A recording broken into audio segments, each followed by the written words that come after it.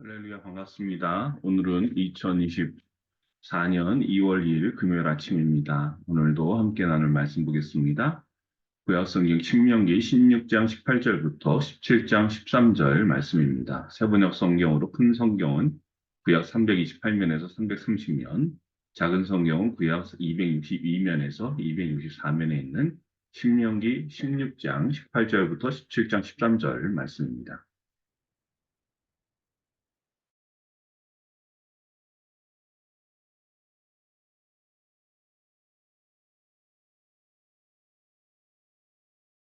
당신들은 주 당신들의 하나님이 각 지파에게 주시는 모든 성읍의 재판관과 지도자를 두어 백성에게 공정한 재판을 하도록 하십시오. 당신들은 재판에서 공정성을 잃어서도 안 되고 사람의 얼굴을 보아주어서도 안 되며 재판관이 뇌물을 받아서도 안 됩니다. 뇌물은 지혜 있는 사람의 눈을 어둡게 하고 죄 없는 사람을 죄인으로 만듭니다. 당신들은 오직 정의만을 따라야 합니다.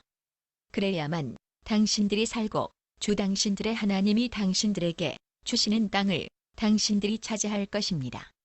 당신들은 당신들이 만든 주 당신들의 하나님의 제단 옆에 어떤 나무로라도 아세라 목상을 만들어 세워서는 안 됩니다. 그리고 주 당신들의 하나님이 미워하시는 석상을 만들어 세워서도 안 됩니다. 신명기 17. 창세기 1장. 태초에 하나님이 천지를 창조하시. 제가 이제부터 있습니다. 당신들은 흠이 있거나 악질이 있는 소나 양을 주 당신들의 하나님께 제물로 바쳐서는 안 됩니다. 그런 것은 주 당신들의 하나님이 역겨워하시는 것입니다. 주 당신들의 하나님이 당신들에게 주시는 성읍 안에서나 당신들 가운데서 남자이든 여자이든 주 당신들의 하나님의 눈에 거슬리는 악한 일을 하여 그의 언약을 깨뜨리고 다른 신들을 찾아가서 섬기며 내가 명하지 않은 해나 달이나 하늘의 모든 천체에 엎드려 절하는 사람이 생길 것입니다. 이런 일이 당신들에게 보고되어 당신들이 알게 되거든 당신들은 이것을 잘 조사해 보아야 합니다. 그래서 이스라엘 안에서 이런 역겨운 일을 한 것이 사실로 드러나면 당신들은 남자이든 여자이든 이런 악한 일을 한 사람을 당신들 성문 바깥으로 끌어내어 돌로 쳐서 죽여야 합니다. 그런데 사람을 죽일 때에는 한 사람의 증언으로는 죽일 수 없으며 두세 사람의 증언이 있어야 합니다. 죽일 때에는 증인이 맨 먼저 돌로 쳐야 하고 그 다음에 모든 백성이 뒤따라서 돌로 쳐야 합니다. 그렇게 하여 이런 악한 일을 당신들 가운데서 뿌리를 뽑아야 합니다. 당신들이 사는 성 안에서 피 흘리는 싸움이나 서로 다투는 일이나 폭행하는 일로 당신들에게 판결하기 어려운 분쟁이 생기거든 주 당신들의 하나님이 택하신 곳으로 그 사건을 가지고 올라가서 제사장인 레위 사람과 그때의 직무를 맡고 있는 재판관에게 가서 재판을 요청하면 그들이 당신들에게 그것에 대한 판결을 내려줄 것입니다. 당신들은 주님께서 택하신 곳에서 그들이 당신들에게 내려준 판결에 복종해야 하고 당신들에게 일러준 대로 지켜야 합니다. 그들이 당신들에게 내리는 지시와 판결은 그대로 받아들여서 지켜야 합니다. 그들이 당신들에게 내려준 판결을 어겨서 좌로나 우로나 벗어나면 안 됩니다. 주 당신들의 하나님을 섬기는 제사장이나 재판관의 말을 듣지 않고 거역하는 사람이 있으면 죽여야 합니다. 그렇게 하여서 이스라엘에서 그런 악한 일은 뿌리를 뽑아야 합니다. 그러면 온 이스라엘 백성이 듣고 두려워하며 다시는 아무도 재판 결과를 하찮게 여기지 않을 것입니다. 아멘. 예, 성경 읽기에 잠시 좀 애로가 있었습니다. 오늘 말씀은 이제 하나님의 백성이 함께 살게 되는 이 가나안 땅에서의 삶 중에 특별히 하나님의 정의가 어떻게 해야 이루어지는가? 이 하나님의 정의를 이루고 그 하나님의 정의를 유지하기 위한 장치로서 일종의 사법제도가를 우리에게 말씀하고 있습니다.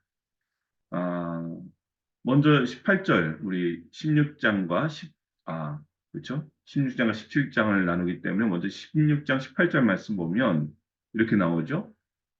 당신들은 당신들의 하나님이 각 지파에게 주시는 모든 성읍에 재판관과 지도자를 두어 백성에게 공정한 재판을 하도록 하십시오.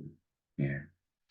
특별히 여기 뒤에 나오는 뒷부분인 모든 성읍의 재판관과 지도자를 두어 백성에게 공정한 재판을 하도록 하십시오라고 합니다. 이것은 이제 장차 이스라엘이 가나안 땅을 들어가면 11지파가, 레위 지파 빼고요.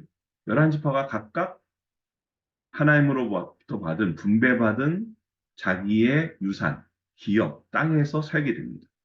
그러니까 어떻게 돼요? 레이, 뭐야, 므낫세는 므낫세대로, 뭐 예를 들면은, 어, 그렇죠? 뭐 베냐민은 베냐민 지파대로 모여 사는 거예요.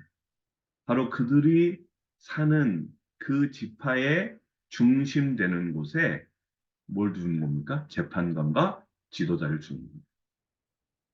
그래서 이때 레위 사람들이요, 레위 지파 사람들이 어떻게 합니까? 각 11지파에 있는 그 곳에 머물게 됩니다. 그래서 여기를 지방 성소를 만들어요. 하나님께 제사 지냅니다.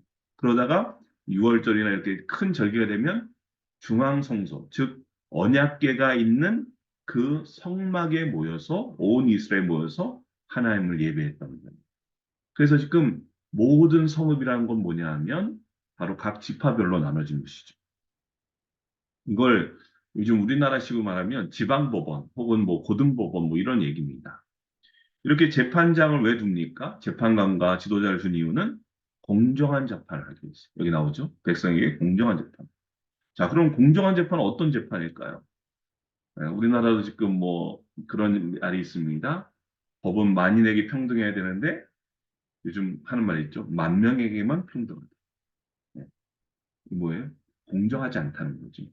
네. 자, 그러면 어떤 게 공정한 것이냐? 우리 19절 말씀 보면 이렇게 나와요.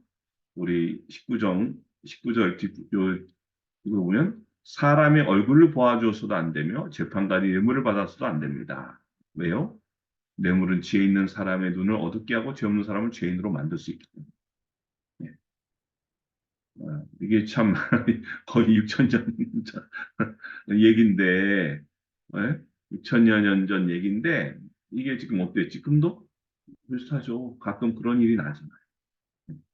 이건 뭡니까? 사람의 얼굴 본다는 건 뭐예요? 아, 잘생긴 사람 봐주고 못생긴 사람 안 봐준다. 혹은 아, 잘생긴 사람 안 봐주고 못생긴 사람은 봐준다. 이런 뜻이 아니라 이 말은 가진 자, 힘 있는 자에게 유리한 판결을 내려서 안 된다. 네. 뇌물을 안 받는 건 당연하죠. 네. 이렇게 하나님 먼저 어때요? 공정한 재판. 재판에서 뭐라 그래요? 공정성을 잃어서는 안 된다.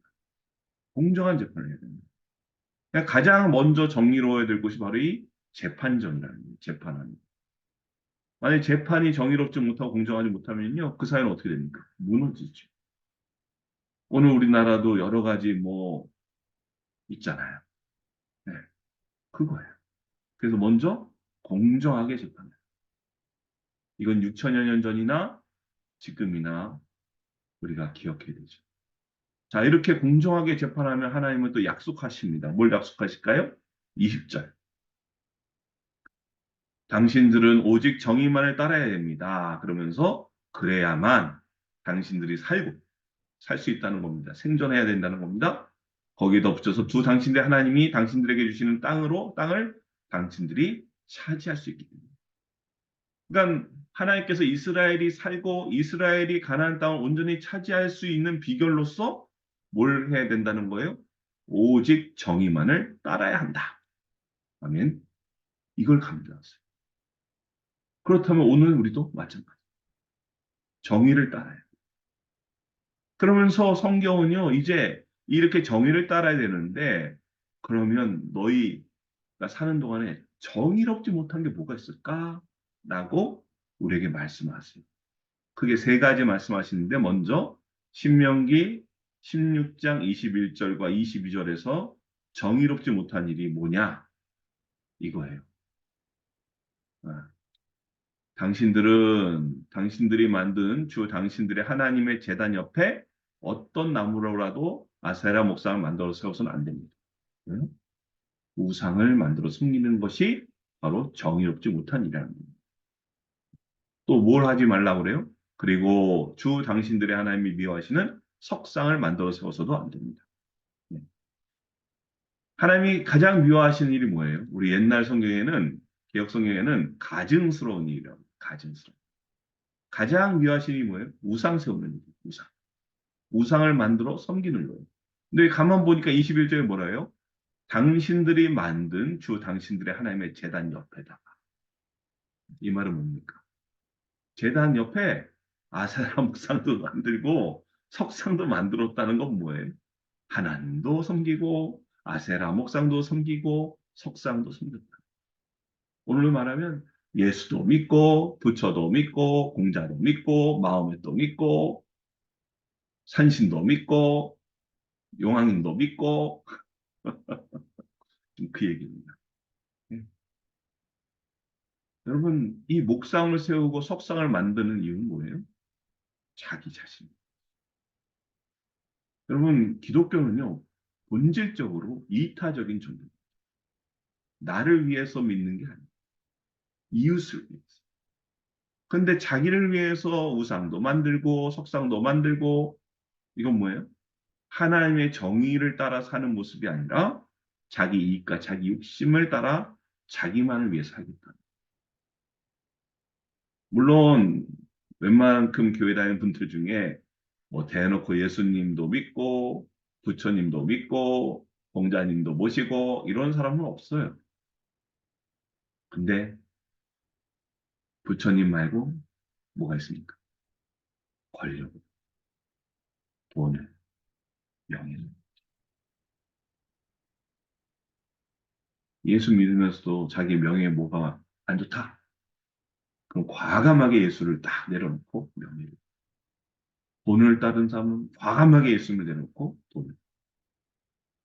오늘 그것이 우리 문제. 그것이 바로 정의롭지 못한 모습입니다.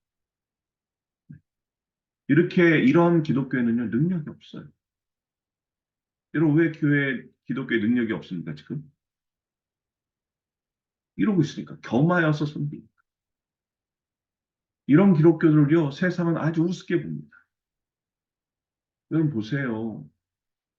정말 죄송합니다만 타종교에 대해서 이렇게 말씀드렸어요. 우상을 섬기는 종교가 어떻게 사회적으로 더 영향력이 있잖아요, 지금. 왜요? 아, 그 사람도 우상 섬기니까 우리는 이것도 하고 저것도 하니까. 네. 그래서 하나님의 정의가 실현되고 하나님의 은혜로 온전히 누릴 수 있는 우리 모두가 될 수 있기를 주님의 이름 간절히 축원드립니다. 아멘. 두 번째 정의롭지 못한 일은 바로 이제 17장에 넘어와서 있습니다. 1절부터 17절까지 있는데 여기는 어떤 일이 나옵니까? 네, 1절의 대표적인데요. 당신들은 그러면서 이렇게 말해요. 흠이 있거나 악질이 있는 소나 양을 주 당신들 하나님께 제물로 바쳐서는 안 됩니다.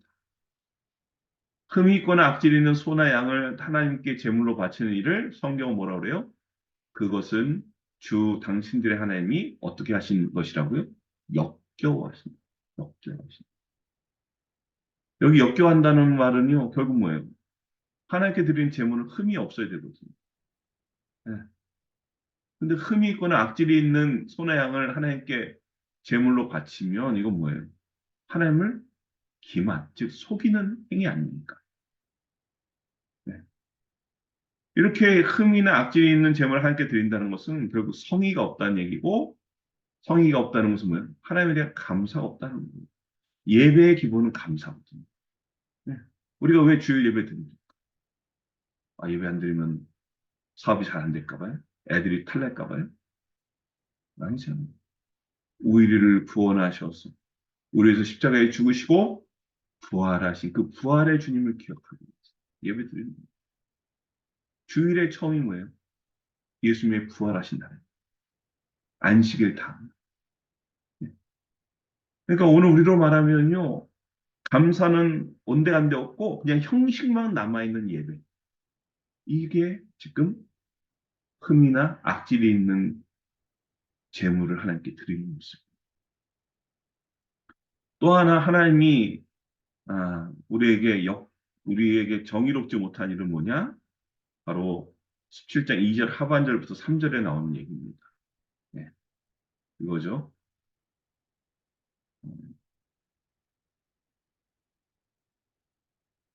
주 당신들의 하나님의 눈에 거슬리는 악한 일을 하여 그의 언약을 깨뜨리고 3절 다른 신들을 찾아가서 섬기며 내가 뭐 명하지 않은 해나 달이나 하늘의 모든 천체 엎드려 절하는 사람이 생길 것이다. 이 경우. 이 경우는 어떻게 해요? 4절에 보니까 아주 아, 하나님이 또 그냥 직결처분이 아니고요. 이렇게 말씀하세요. 4절 보니까 당신들은 이것을 잘 조사해봐요. 어떤 걸? 눈에 거슬리는 악한 일 한 것, 언약을 깨뜨리고 다른 신을 찾아서 섬기고 뭐 별이나 해나 달 이런 거에 엎드려 절하는 것을 잘 조사해봐야 돼요. 무조건 그냥 잡아서 족치는 게 아니고 무조건 잡아서 어떻게 하는 게 아니고 잘 조사해. 그래서 잘 조사해서 이것이 사실로 드러나면 여기 나오죠. 그래서 이스라엘 안에서 이런 역겨운 일을 한 것이 사실로 드러나면 5절 말씀입니다. 당신들은 남자이든 여자이든 이런 악한 일을 한 사람을 당신들 성문 바깥으로 끌어내어 어떻게 하라고 해요? 돌로 쳐서 죽여라. 왜 그렇습니까? 잘 조사해야 돼요. 잘 조사해보고 해야지 그냥 하면 안 돼요. 언론은 어때요? 잘 조사하지 않고 그냥 뭐 어떻대 그러면 그 사람이 그냥 타겟이 되는 거예요.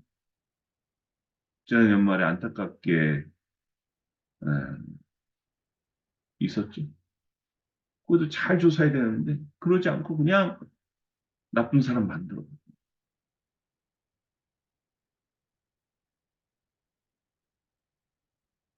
왜 이렇게 근데 잘 조사해보고 이렇게 죽여요? 이런 악한 일, 하나님이 싫어하는 역겨운 일은 전염성이 강하기 때문에 그렇습니다. 그리고 공동체에 크게 영향을 미치는 일이기 때문에 그렇습니다. 근데 여기 중요한 게 또 있어요. 그냥 죽이는 게 아니고 어떻게 죽여야 돼요? 잘 조사하고 또 뭐 해야 되냐면 6절. 그런데 사람을 죽일 때는 한 사람의 증언만으로는 죽일 수 없으며 두세 사람의 증언이 있어야 합니다. 억울하게 누명 쓰는 일 없도록 누구 한 사람 주장만 갖고 그래서 안 된다는.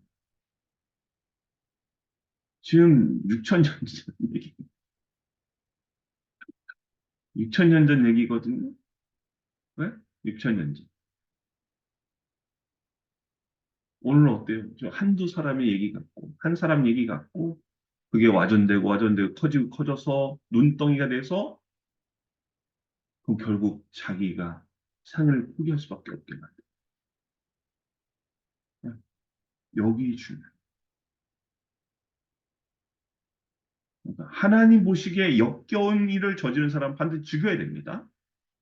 그래서 그 죄가 공동체에 확산되지 않게 해야 되는 게 맞지만, 그런데 절대로 억울한 죽음이 있어서 안 된다.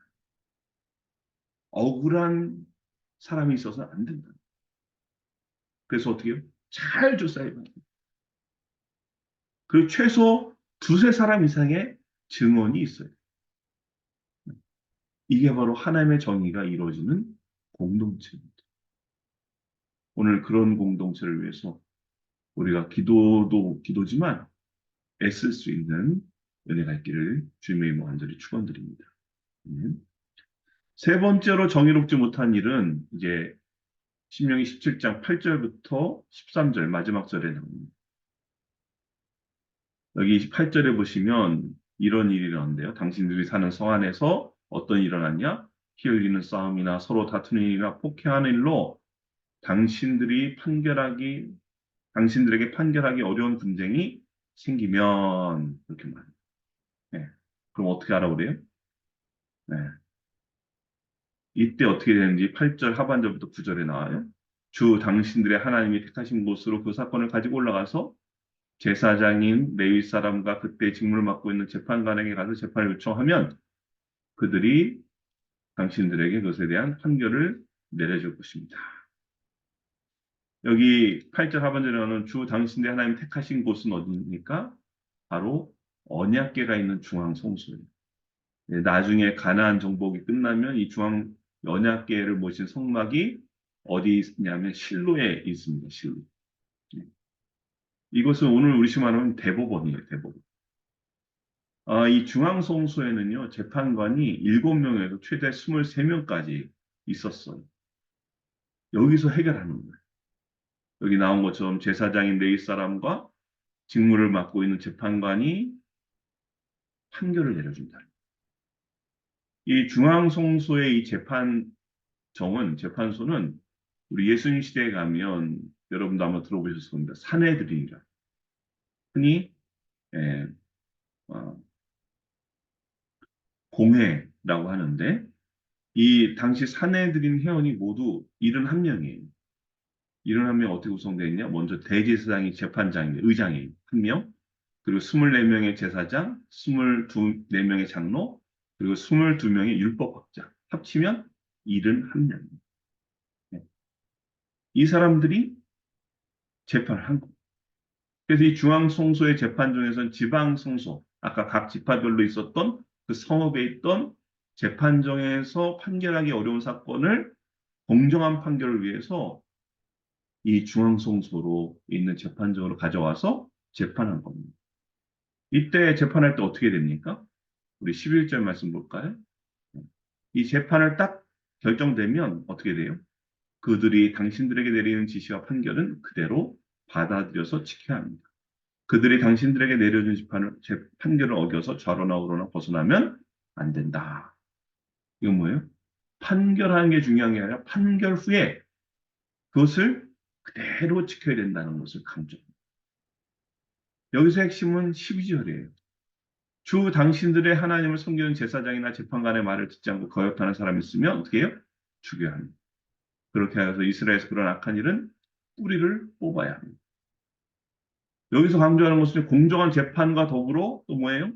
하나님이 세우신 제사장이나 재판관의 권위를 무시하고 순종하지 않는 그 악한 일이 전염되지 않도록 단호히 그 거역하는 사람들을 죽여 악한 일을 뿌리 뽑으라고 한다. 이렇게 하나님께서 세우신 권위와 질서에 순종하는 것이 바로 정의다. 그리고 이에 대해서 불순종하는 것이 바로 악한 일이고 이 악한 일을 단호히 심판하는 것이 바로 하나님의 정의다라는 겁니다. 재판은요, 공정하게 됩니다. 그리고 역겨운 악은 반드시 벌을 받아요. 그러나 억울하게 범받는 사람이 있어서 안 돼요. 그래서 자세히 조사해야 됩니다. 그리고 꼭 한 사람의 증언이 아니라 두세 사람의 증언이 필요합니다. 여러분 이것이 무너지면요 어떻게 돼요? 다 각자가 소견에 옳은 대로 자기 보기에 좋은 대로 행하게 된다는 거예요. 그럼 어떻게 돼요? 정의가 사라집니다. 오늘 우리도요 정의를 세우는 사람이 되어야 합니다. 우리가 법정에서 재판하는 자리에 있는 건 아닙니다. 하지만 이 땅을 살아가면서 가진 자와 힘 있는 자를 외모로 판단하는 일이 많잖아요. 또 검증되지 않은 일을 자세히 조사하지도 않고 그냥 막 합니다. 또 한 사람의 말만 듣고 함부로 판단해서 다른 누군가가 치명적인 상황에 처하도록 합니다.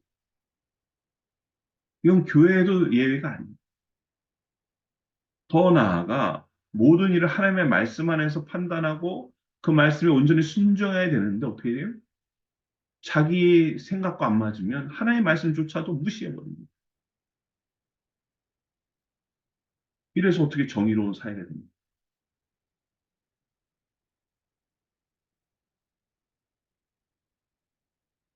그래서 오늘 우리는 이 하나님의 말씀을 기억하시면서 오늘도 우리가 살고 있는 이 삶의 자리에서 하나님의 정의를 실현해 나가면서 또 하나님 나라를 이루어가는 그러한 저와 여러분 될 수 있기를 주님의 이름으로 간절히 축원드립니다. 아멘. 기도하겠습니다. 음, 정의를 세우시기를 좋아하시는 아버지 하나님 감사합니다. 아버지 저희가 모든 일을 하나님의 말씀 안에 판단하고 또한 하나님의 말씀에 온전히 순종하는 은혜와 축복을 누릴 수 있도록 주여 인도하여 주옵소서. 이를 위해 저희가 하나님의 정의를 실현하게 하시고 또 하나님 나라를 아름답게 이루어가는 그런 복된 삶을 살 수 있도록 성령님 저를 인도하여 주시옵소서. 6천여 년 전 하나님께서 우리에게 가르쳐 주시고 강조하신 말씀이 2024년 오늘에도 제대로 지켜지지 않는 현실을 보게 됩니다.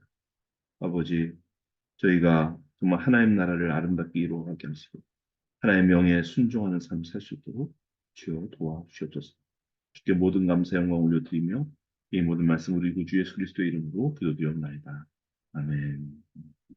이제는 우리 주 예수 그리스도의 은혜와 하나님 아버지의 놀라우신 사랑하심과 성령 하나님의 감화 감동 역사 같은 것에 충만하신 하나님의 정의를 실현하며 하나님 나라를 아름답게 세워가는 데 쓰임밖에 없는 주님의 사랑받는 모든 자녀들 머리머리 위에 저들 가정과의 더 앞길들 위해 또 이 나라 민족과 주님의 몸된 교회 위에 이제부터 영원토록 함께 하시길 간절히 축원하옵나이다. 아멘. 감사합니다. 오늘도 함께 나눌 기도 드리겠습니다. 기도는 모든 문제를 쓰입니다. 영혼을 구원하여 제자 삼는 교회 삶을 감당할 수 있도록 또 우리나라 여러 가지 문제들이 해결을 받을 수 있도록 하나님의 은혜 내려달라고 하나님의 정의를 실현하며 하나님 나라를 이루어가는 삶을 살아가는 저들 될 수 있도록 또 우리 기도가 필요한 이웃과 성도들을 위해서 또 개인 우리 가족과 자녀를 위해서 개인의 간구하는 기도 제목 가지고 기도하겠습니다. 정말 지금 이 시대에도 얼마나 하나님 보시기에 역겨운 일이 많은지 또 공정하지 못한 일이 많은지 참 억울하게 어려움을 나가고 있는 우리 이웃들이 얼마나 많은지 모릅니다. 그러한 이들을 위해서 우리가 또 사랑의 눈길로 또 사랑의 손길로 또 기도로서 함께하는 우리가 되었으면 좋겠습니다. 같이 기도하겠습니다. 할렐루야. 아버지 하나님 감사합니다. 오늘도 하나님의 사랑과 은혜 가운데 복된 날 시작합니다. 하나님 이 말씀을 오늘 말씀 기억하면서 정말 하나님이 원하시는 그 정의가 또 하나님이 싫어하시는 그 역겨운 일들을 우리 삶 가운데서 제거하며 하나님의 뜻하는데 하나님 나라를 아름답게 이루어가는 데 쓰임받는 저희들에게 축복하여 주시옵소서. 감사합니다. 주시옵소서.